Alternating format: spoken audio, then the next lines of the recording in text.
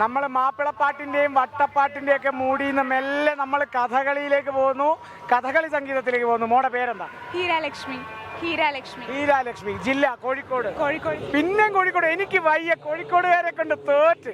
അപ്പൊ കോഴിക്കോട് കണ്ണാടിക്കലാണല്ലേ? പ്രൊവിഡൻസ് സ്കൂളിൽ നിന്നാണ്. ഈ കഥകളി സംഗീതം മാത്രമല്ല, വേറെ ഐറ്റം ഉണ്ട്. ഒപ്പന. ഓ, എന്തൊരു വൈരുദ്ധ്യല്ലേ?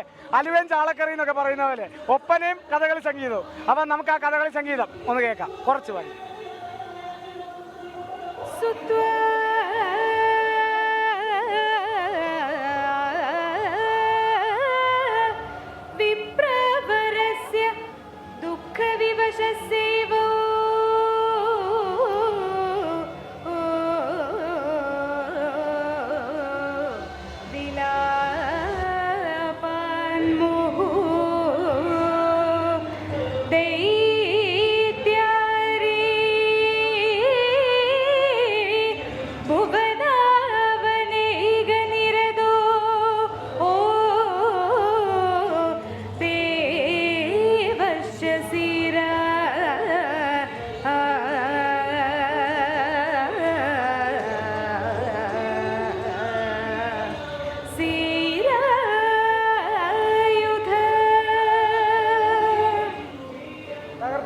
കഥകളി സംഗീതം മാത്രമാണ് പഠിക്കുന്നത്? അഷ്ടപതി പഠിക്കണം? അഷ്ടപതി പഠിക്കുന്നില്ല, കഥകളി സംഗീതമേ ഉള്ളൂ. അതെ. അപ്പൊ കഥകളി സംഗീതം അഷ്ടപതി തമ്മിലൊരു അങ്ങനത്തെ ഒരു ബന്ധമുണ്ട്, സഹോദര ബന്ധമുണ്ട്.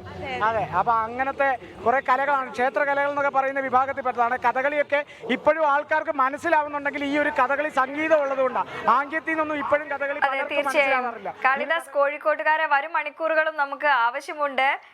എല്ലാ കുട്ടികളെയും നമ്മുടെ മുന്നിലെത്തിക്കുക.